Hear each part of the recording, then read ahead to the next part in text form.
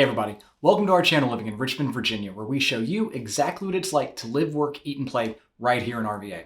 In this video, I'm going to show you two awesome neighborhoods in southern Chesterfield where you'll find some great houses, all sitting on lots with an acre of land or more.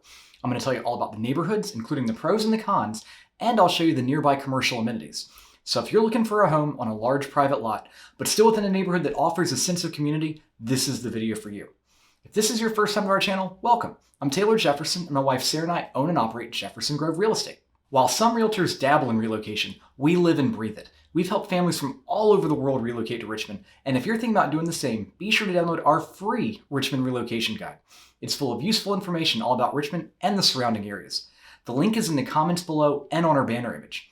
If you haven't done so already, you have to subscribe to our channel, because we'll continue to be posting new videos all about living in Richmond, including more neighborhood tour videos just like this, videos where we take you inside of houses that are for sale here in Richmond, fun things to do in RVA, and lots more coming up.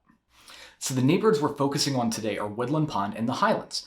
These neighborhoods actually border each other, so they share lots of the same location-related pros and cons, but more on that later. Woodland Pond is the more northwest of the two, bordered by Pocahontas State Park, Nash Road, Beach Road, and Waterfell Flyway.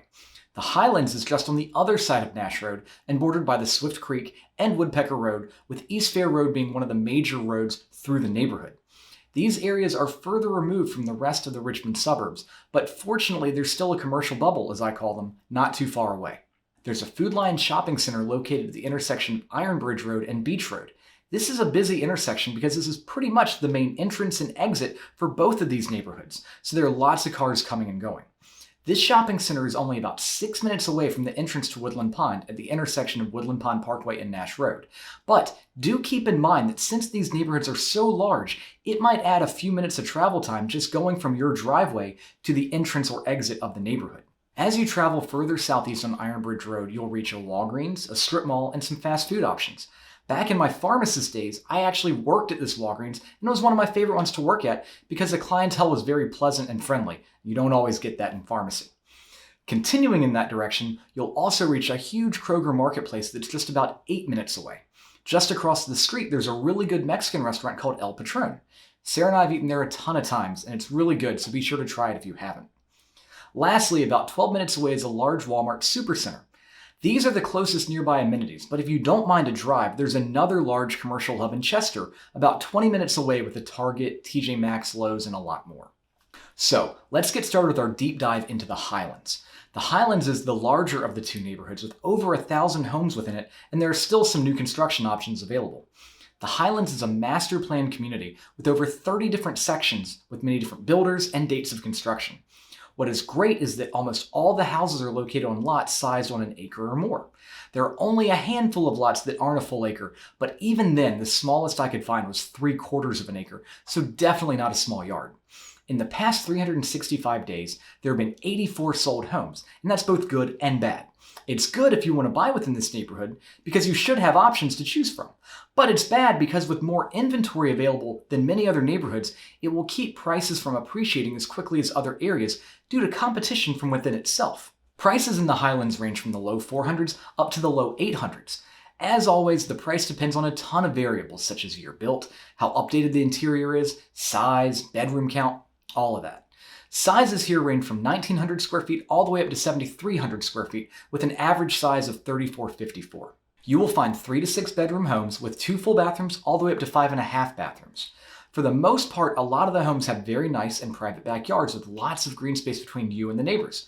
But some of the newer sections don't deliver on that front quite as much. But we are far from the cookie cutter yards where you can pass the dinner plate between windows with your neighbors. So let's talk about the neighborhood and what the HOA provides. The fee is only $385 per year, and it provides miles of walking trails and sidewalks located throughout. You could get a great workout just walking the distance along East Fair Road. There's a very nice playground provided by the HOA as well. Within the Highlands, there's also a 65-acre lake that you can go kayaking or paddle boating on, and there's a pier where you could go fishing. These next two items are separate from the yearly HOA fee and are not free of charge. First, there's a very nice aquatic center with 3 pools located right beside the lake. Membership for the pool costs $500 per year and also provides access to the tennis courts as well. And there's an 18-hole golf course located within the Highlands. Now, I don't golf, so I'm unsure if this is expensive or not, but membership for the golf course costs $255 per month for a family or $215 per month for an individual. There's also a nice restaurant located within the clubhouse called the Reserve at the Highlands, and there's some additional indoor facilities with golfing simulators and things like that. To learn more about the Highlands, visit thehighlandsonline.com. Before we move on to our next neighborhood, Woodland Pond, I want to tell you two things that are very important to know about the Highlands. The first is that located to the far northeast side of the neighborhood, there's a landfill not too far away. I haven't noticed this every time I go to the Highlands, but on certain days when the wind blows the wrong way, the sections closest to it are affected by the smell. One time, Sarah and I were driving to visit a friend who lived in the Highlands, and as we were driving through the entrance, we thought Ava had wrecked her pants. We were like, "Ava, did you poop?" And she swore up and down she didn't. And we were like, "Well, we don't believe you." But as we drove further into the neighborhood, the smell went away. Turns out it was a smell from the landfill, and it was localized to the areas closer to that northeast section. The last negative about this neighborhood is that some homes are on what's called alternative septic, or engineered septic. I won't bore you with what the difference is between alternative and conventional septic systems. You can search that on Google to learn more. What's important to know is that alternative septic systems are all around more expensive to own and maintain. So if you're looking within the Highlands, just be sure to take note of what type of septic system the house you're interested in has. Woodland Pond's our next neighborhood, my favorite of the two, and I assure you there's no foul smell here. Given the choice, I would live in Woodland Pond before living in the Highlands myself.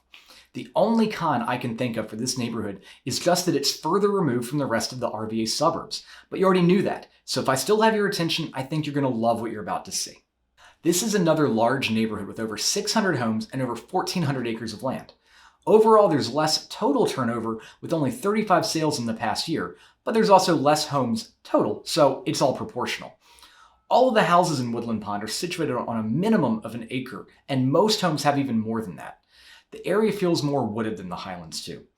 While getting footage for this video, we actually bumped into 3 separate families of deer, and no, they were not paid to be there for this video. Sarah was losing her mind like she'd never seen a deer before. Houses in Woodland Pond range in size from 2,500 square feet up to a gigantic 8,600 square feet, but the neighborhood average is about 3,900. You'll find 3 to 6 bedroom homes with 2.5 up to 7 full bathrooms. On the low end of the spectrum, pricing starts in the low 400s, but the average is right around $650,000. So if your budget is $650,000 to $700,000, that will find you a very nice home in Woodland Pond.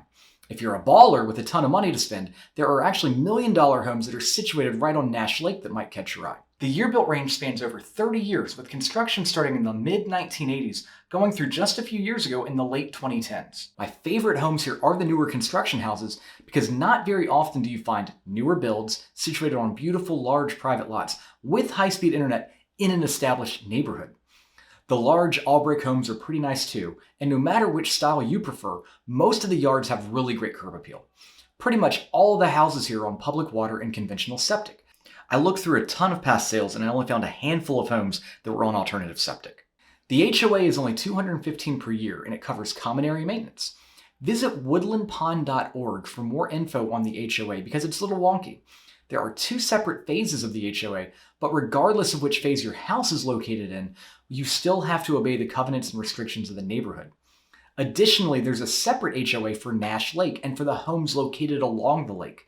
Membership to that HOA grants access to this 120-acre lake and costs between $385 to $550 per year, depending on membership level. Fishing and boating are allowed on the lake, just no gasoline-powered motorboats. Just like the Highlands, Woodland Pond has a separate pool and tennis club. Membership costs $615 per year for a family and $465 for a couple. Located by the pool are also tennis courts and a volleyball court, and all of the courts are lighted so you can even play in the evening. Now, I would buy a home in Woodland Pond without reservation, but in the Highlands I would be very selective over what areas I purchased in, and I would try to find conventional septic systems only. If you're looking for homes on large lots, but didn't like what you saw in this video, just reach out to us. We can help you explore what other options are out there. If you liked this video and found it helpful, please let us know by hitting that like button, and be sure to subscribe to our channel so you don't miss out on any of our other upcoming videos. If you're thinking about moving to Richmond, definitely hit us up. Sarah and I have the knowledge and experience to help make your move as stress-free and easy as possible. I appreciate you being with me today. I'll see you next time. Bye.